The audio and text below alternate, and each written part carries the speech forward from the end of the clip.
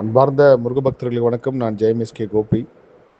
என்னோட முருகர் ஆராய்ச்சி பயணத்திலும் கர்ம ஆராய்ச்சி பயணத்திலும் எத்தனையோ பதிவுகள் நான் பார்த்துருக்கேன். எத்தனையோ சந்தேகங்கள் முருக பக்தர்கள் கேட்டிருக்காங்க. அதில் ஒரு சில சந்தேகங்கள், ஒரு சில கேள்விகளுக்கு நான் பதில் சொல்கிறத தவிர்த்துருவேன். காரணம், அது என்றைக்குமே அந்த ரகசியமாக தான் இருக்கணும். அந்த ரகசியத்தை நம்ம ரிவீல் பண்ணக்கூடாது. இயற்கை தன்னோட ரகசியத்தை யாருக்கு தெரியப்படுத்தணுமோ அவங்க தான் தெரியப்படுத்தும். அது அவங்களா தான் தேடி கண்டுபிடிச்சிக்கணும். ஒரு சில கேள்விகளுக்கு நான் பதில் சொல்லுவேன். காரணம் இந்த குழப்பம் எல்லார் மக்கள் மனசுலையும் இருக்கும், எல்லா முருக பக்தர்கள் மனசுலையும் நிச்சயமா இருக்கும், இந்த கேள்வி இருக்கும் அப்படின்னு சொல்லி. அப்படி ஒரு கேள்வி தான் இப்போ ஒரு பதிவு பண்ணியிருக்கேன் பாருங்க. ஒரு முருக பக்தர் கேட்டிருக்காரு, நம்மளோட வாழ்க்கையில் முன்னோர்கள் நிறைய கர்மம் பண்ணியிருக்காங்க, அதனால தான் நம்ம இவ்வளோ கஷ்டப்படுகிறோம், அப்போ முருகர் எப்படி ஆட்கொள்வாருன்ட்டு. முதல் விஷயம் நம்ம முன்னோர்கள் பண்ணதுக்கு நம்ம அனுபவிக்கணும்னு சொல்கிறோம்ல, அது எப்படின்னா அந்த முன்னோர்களே நம்ம தான்.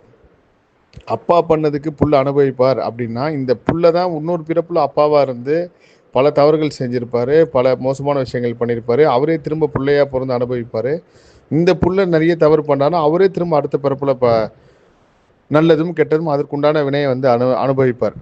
நம்ம இன்னும் ரொம்ப தெளிவாக புரிகிற மாதிரி சொல்லணும்னா, இயற்கை தன்னோட சமநிலை எங்கேயுமே 1% கூட குறைச்சதே கிடையாது. நீங்கள் யாருக்குமே தெரியாமல் ஒரு கொலை பண்ணிட்டீங்க, யாருக்குமே கடைசி வரைக்கும் நீங்கள் சாகும் போது தெரியாமையே போயிடுச்சு அப்படின்னா, உங்களோட அடுத்த பிறப்பில் யாரே நீங்கள் சம்மந்தமே இல்லாத ஒரு கொலை குற்ற சம்பவத்துக்கு நீங்கள் போய் ஜெயிலுக்கு போய் அரெஸ்ட் ஆகி அதுக்குண்டான தண்டனை அனுபவிப்பீங்க. ஸோ நம்ம யாருக்குமே தெரியாத ஒரு விஷயம் செய்கிறேன்னா கூட கண்டிப்பாக இயற்கை ரெஜிஸ்டர் பண்ணி வச்சுக்கும். நீங்கள் செய்கிற நல்லது கெட்டது எல்லாமே இப்படி தான் நீங்கள் செய்ய போகிறீங்க, இப்படி தான் நடக்க போகிறீங்கன்றது முன்கூட்டியே தீர்மானித்து இந்த பிரபஞ்சம் செயல்பட்டு இருக்கு. அதில் நம்ம முருக பக்தராக இப்போ இருக்கோம், முருகராக இருக்கோம், முருகரை நினச்சி நம்ம முருகா அப்படின்னு சொல்கிறதே ஒரு பெரிய பர்த் கண்டினியூட்டி தான். திடீர்னு நம்ம நேற்று பிறந்து இன்னைக்கு வளர்ந்து நம்ம முருக பக்திக்குள்ளே வந்துட்டோம் அப்படின்லாம் யாருமே நினச்சிடாதீங்க.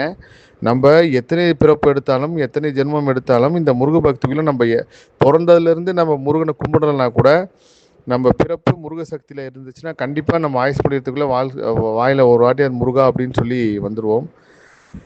ஸோ முருகர் நம்மளை எப்படி ஆட்கொள்வார் அப்படின்னா பலவிதமான வழிகளில் இருக்குது. நான் சமீபத்தில் ஐபிசி பக்தியில் கிருபானந்த வாரியார் சம்மந்தமாக பேசியிருக்கேன். எப்படி அருணையனார் பெருமானோட வழிபாடு எல்லா உள்ளங்களிலும் இப்போ வந்துச்சோ அதேமாதிரி கிருபானந்த வாரியார் வழிபாடும் கண்டிப்பாக நடக்கும்.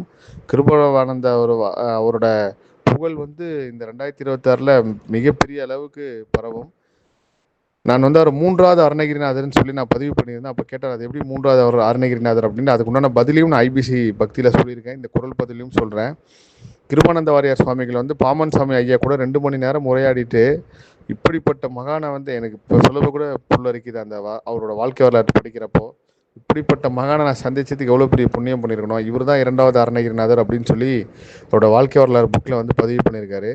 நான் என்னோட முருகர் ஆராய்ச்சியில் உணர்ந்தது, பாமன் சுவாமிகள் 2வது அருணகிரிநாதர்னா கண்டிப்பாக கிருபானந்த வாரியர் ஐயா 3வது அருணகிரிநாதர் பிறப்பாக இருப்பார். ஏன்னா அவ்வளோ பெரிய விஷயங்கள் பண்ணியிருக்காரு. முருகர் நம்மளை தினம் தினம் ஆட்கொண்டுட்டு தான் இருக்காரு.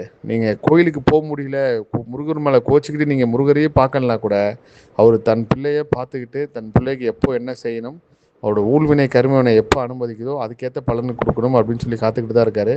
ஸோ நம்ம முன்னோர்கள் செஞ்ச பாவம் நம்ம அனுபவிக்கிறன்றது, நம்ம தான் ஒரு பிறப்பில் முன்னோராக இருந்து தாத்தா பண்ண தப்புக்கு பேரன் அனுபவிக்கிறாருன்னா, இந்த பேரன் தான் ஒரு பிறப்பில் தாத்தாவாக இருந்து பல தவறுகள் செஞ்சுருப்பார், அவரே அனுபவிப்பார். அதேமாதிரி புண்ணியமும் அப்படி தான். எப்படி பாவம் செஞ்சால் பாவம் வருமோ அதேமாதிரி நீங்கள் நல்லது பண்ணாலும் கண்டிப்பாக அந்த நல்லதை அனுபவிப்பீங்க. இன்னும் நிறைய விஷயங்கள் பதிவு செய்கிறேன். இப்போ தான் தியானம் முடிச்சுட்டு இந்த ஒரு குரல் பதிவு பண்ணுறது உண்மையிலே ஒரு மன நிறைவான ஒரு விஷயம். எல்லா புகழும் முருகனுக்கே. நன்றி. அன்பார்ந்த முருக பக்தர்களுக்கு வணக்கம். அந்த குரல் பதிவோட தொடர்ச்சி தான் அது. இந்த தம்பி சொல்லியிருக்கார், அனைத்து தவறுகளையும் செய்த அருணகிரிநாதர் அவங்களோட அம்மா செஞ்ச புண்ணியத்தால் முருகர் ஆட்கொண்டு திருப்புகழ் பாட வைத்திருக்கிறாருன்ட்டு. இதில் அருணகிரிநாதர் தவறு செய்தார் அப்படின்ற கண்ணோட்டத்தை பார்க்கறத விட, நீங்கள் என்றைக்குமே ஒரு கெட்டதை நீங்கள் பண்ணிங்கன்னா தான் நல்லதோட அருமை தெரியும். நீங்கள் பிறந்ததுலேருந்தே நான் எந்த தவறும் செஞ்சதில்லை, எந்த ஒரு உயிரினத்துக்கும் என்னால் பாதிப்பு கிடையாது, நான் யார் மனசு நோக்கடிச்சுன்ற ஒரு ஆள் இந்த கலியுகத்தில் இந்த பிரபஞ்சத்தில் கிடையவே கிடையாது. எங்கேயோ யாருக்கும் தெரியாமல் நம்ம ஒரு சில பேருக்கு விரோதியாக இருப்போம், ஒரு சில பேருக்கு எதிரியாக இருப்போம், ஒரு சில பேருக்கு பகையாளியாக இருப்போம், ஒரு சில பேருக்கு நல்லவங்களாக தெரியும். ஒரே மனிதன் தான், ஒரே பெண் தான். ஒரு சில பேருக்கு அக்கா, அண்ணன், தங்கச்சி, சித்தி, சித்தப்பா, பெரியப்பா, இந்த மாதிரி பல குணங்கள் இருக்கிற மாதிரி நீங்கள் வாழ்க்கையில் கெட்டதை பார்த்தீங்கன்னா மட்டும்தான் உங்களுக்கு நல்லதோட அருமையே தெரிய வரும். அதனால் அருணகிரிநாதர் தவறு செஞ்சாருன்றோட அவரோட ஊழ்வினை கர்மனை அப்படி இருந்து முருகன் இதெல்லாம் பண்ணதுக்கப்புறம் தான் அவர் அந்த முருக சக்தியும் முருக பக்தியும் உணர்ந்து, ஆஹா இதெல்லாம் ஒரு மாயையில் இருந்திருக்குமே, முருகனோட அருளுக்கு முன்னாடி, முருகரோட கருணைக்கு முன்னாடி இதெல்லாம் ஒரு சாதாரண விஷயம். பெண் மாயா இருக்கட்டும், இல்லை வந்து பெண் மாயா இருக்கட்டும், அப்படிலாம் வேறு எந்த ஒரு விஷயமா இருந்தாலும் ஒரு சிறு துரும்பு தானே. இப்பேற்பட்ட தெய்வத்தை இவ்வளோ நாள் நம்ம வணங்காமல் இந்த மாயையில் இருந்துட்டோமே நினச்சி அதை உலகத்துக்கு எடுத்து சொல்கிறார். இப்போ சமீபத்தில் வந்து நான் ஒரு சில விஷயங்கள் அருணகிரிநாதரோட புத்தகங்கள் வந்து தேடி படித்தேன். கிட்டத்தட்ட 70 வருஷத்துக்கு முன்னாடி ஒரு புக்கு கிடச்சி, அந்த வருஷன்லாம் இப்போ யாருக்கிட்டையுமே இல்லை. அதில் அவர் பல இடத்துல என்ன சொல்கிறாருன்னா, நீ என்ன ஒன்றாலும் மாயையில் இரு, ஆனால் சேருமிடம் முருகர்கிட்ட போய் சேர்ந்துரு அப்படின்றார். அதுக்குண்டான விஷயத்தையும் நான் விரைவில் எடுத்து பதிவு செய்கிறேன். எல்லா புகழும் முருகனுக்கே. நன்றி.